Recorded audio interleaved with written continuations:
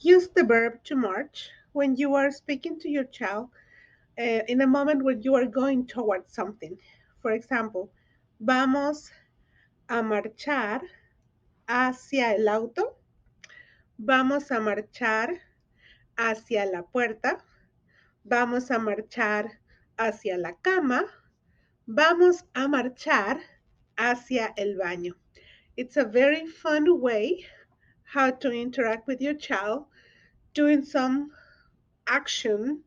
So the word becomes an action with you and your child, and you say, vamos a marchar hacia el carro. And then you march with them.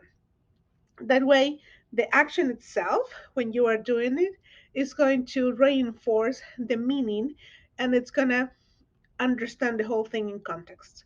So I hope you can practice Spanish today with your child. Remember that practice matters and that you can conquer consistency one day at a time. See you in the next video.